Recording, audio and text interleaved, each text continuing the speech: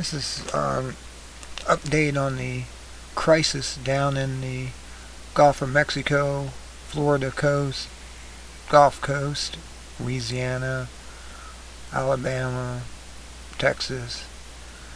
It seems like now we have something that's even worse. It looks like either the bacterium or the Corexit 9500 has weakened people's immune system and made them more susceptible to flesh-eating bacteria, because there's people eating shellfish down there who are dying from eating shellfish and getting extremely ill from eating oysters, raw oysters.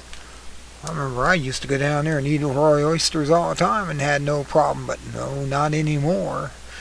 I won't be eating them for a long time, it looks like. They poisoned them all, I guess, with either oil or oil Corexit. This is how it is. Fed's funding study of oil spills effects on flesh-eating bacteria blamed for multiple recent Gulf area deaths after water seafood contact, with video. And I'll show you the video here in a moment. This is September 28, 2010 at 11:04 a.m. It says, will bacterial plague follow crude oil spill along Gulf Coast? New York Times, June 17th. That was back in June 17th, and here it is happening to us. At least not to me. I'm up north of this, way away from it. I'm up in the Ohio Valley, so I'm out of this. It says some bacteria in the Gulf of Mexico love eating oil as much as they like infecting humans. One of the more pressing questions involves Vibrio vulnificus.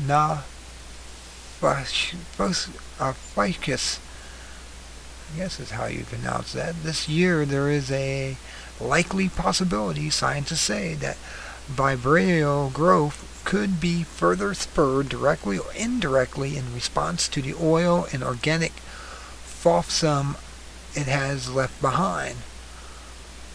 What is Vibrio vulnificus? Well, here it is. Report Houston man's death linked to flesh-eating bacteria. The news channel here, and I'll go ahead and play this. This month we're learning about a death possibly linked to a flesh-eating bacteria. 11 News reporter Courtney Zabowski spoke with a close friend of a Houston club owner who died several weeks ago. This is how friends try and remember Nathan Zuvik, a man with a smile on his face. Not a man who they last saw lying helpless in a hospital bed. By the time I got to see him, they had amputated both of his legs. Paul Hollinsworth was a close friend of Zuvik's. According to this death certificate, the 49-year-old died in early August. The cause? Sepsis and Vibrio vulnificus. I mean, I'd never heard of it before. Vibrio is a flesh-eating bacteria. It can get into your system if you eat shellfish or if seawater gets in a wound. It can affect people with compromised immune systems. Zuvik had liver problems. Just a few days before his death, he went wade fishing in Galveston. He cut his leg and he cut his foot in the salt water, and he started complaining almost immediately. The Houston club owner died just a few days later. Hollinsworth wanted to come forward after he heard about the death of Ginger Ling, a woman from Port Bolivar. Health officials can't confirm it was Vibrio, but earlier this month, as we reported, she died from an infection shortly after cleaning seafood. The public awareness ought to be heightened. You have to put it in perspective. Dr. Daniel Musher is the head of infectious diseases at the VA hospital in Houston. The reason people haven't heard of Vibrio or Vibrio vulnificus is, thank goodness, it only very rarely causes infections, and almost never ever causes an infection in someone who's in relatively good health. Musher says he hears of a handful of cases each year, and while he calls it the most aggressive infection he's seen in his career, you can't live your life in fear of the flesh-eating bacteria. Courtney Zabowski, 11 News. Well, there it is. You can't live in fear, even though the Corexit 9500 is probably the one that caused the immune system to weaken on these people, making them more susceptible to cuts and whatnot, eating the seafood, especially raw oysters. raw oysters is usually pretty tasty with some hot sauce on it, but not anymore. Like I said, I'm away from that. Says the Department of Health, the DOH, has said on Tuesday that 6 deaths have occurred this year as a result of a deadly bacteria, at least 2 of them from raw oyster consumption, known as Vibrio vulnificus, which is kind of a tongue twister for me because I'm not used to saying such nasty disease words as this. The bacteria infects the body in 2 ways, either by exposure to the contaminated seafood or through an open wound exposed to contaminated seawater. DOH said that the other 4 deaths remain under investigation as to the source of the exposure. DOH is warning Floridians to avoid eating raw oysters or exposing open wounds to seawater and estuarine water. Estuarine water, I guess that would be pronounced. The following excerpt were interviewed by the New York Times. And you got this here. The question is, will there be an inadvertent enhancement of the growth of these potential harmful pathogens? It's a question and the answer is uncertain. After recent examining of an oil sample likely exposed to dispersant that was finely divided, Grimm's discovered several microbes attached to the droplet. Now glowing blue, they had been gorging. At least one was Vibrio. See, this is the dispersant interaction. And you go down to the next one. I mean, this is where it's coming in at. They are coastal bacteria, so they could well increase either by direct result of oil degeneration or as a side effect of the added nutrient levels. You know, as things rot and stuff, it adds nutrient levels to certain things like, allergies and bacteriums. Anyways, the ingredients are there for heightened concern, Oliver added.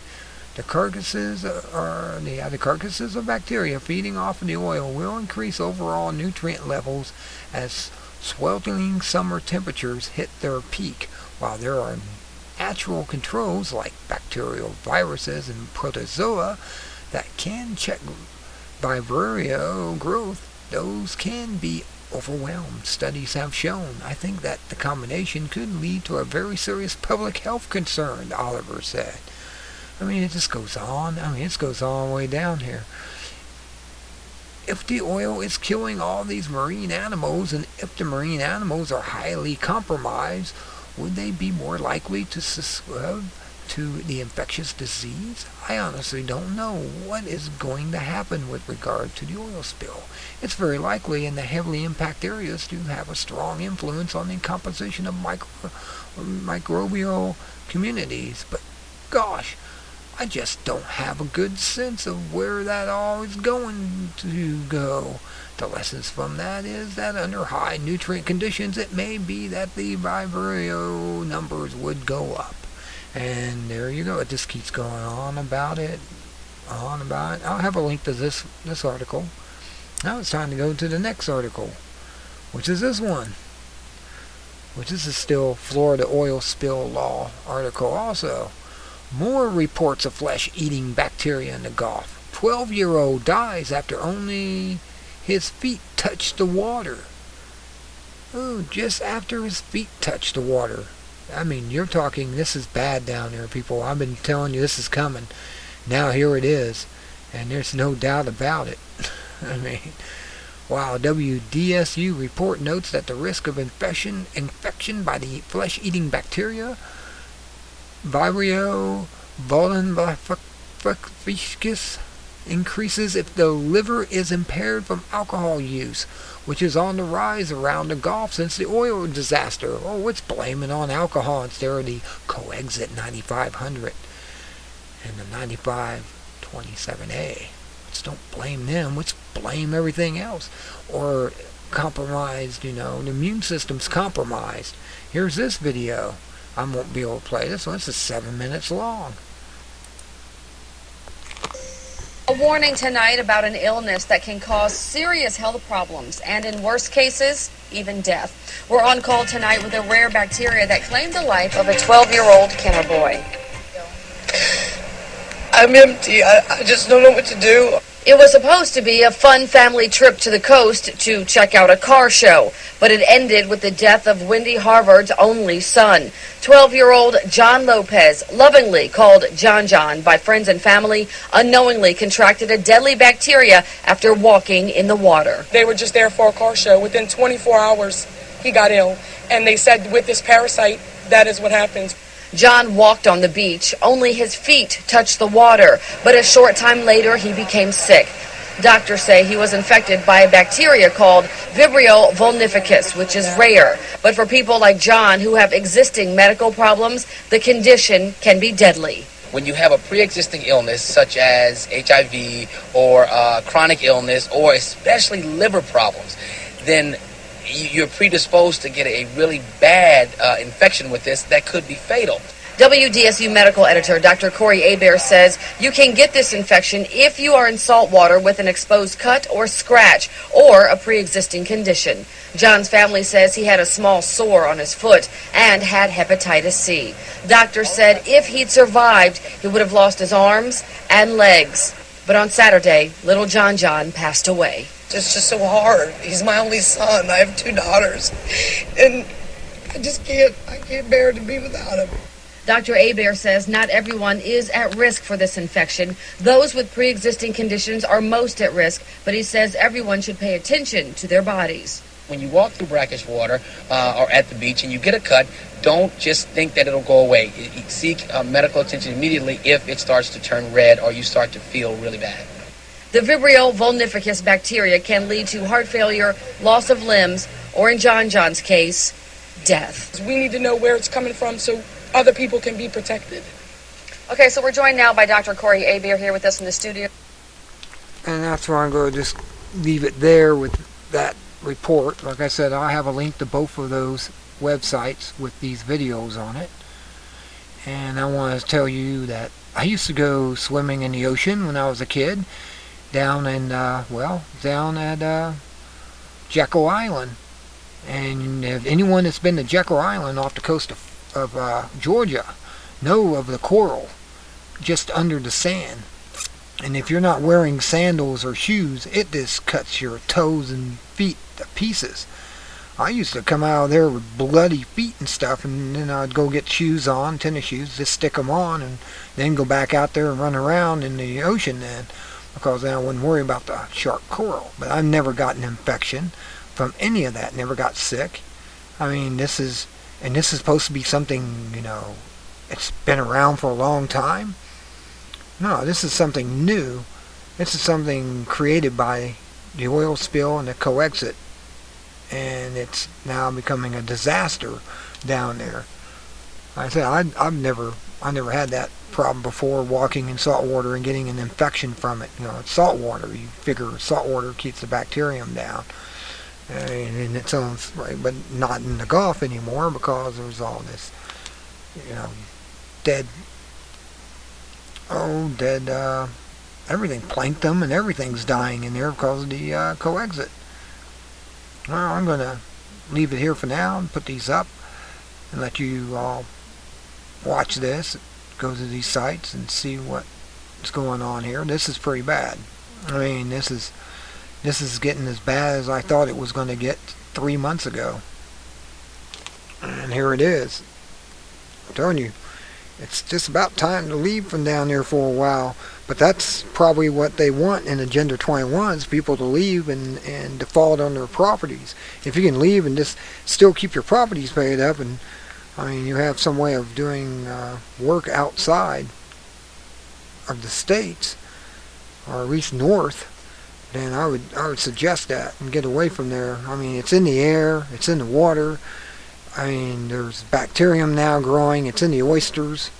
You can't eat the oysters. The seafood people must be really upset down there. I can imagine. They must be chewing bullets and spitting fire because of BP not doing their jobs and stuff. I'm going to leave it for now. This is all I have to say. This is Spellbinder with this special update report.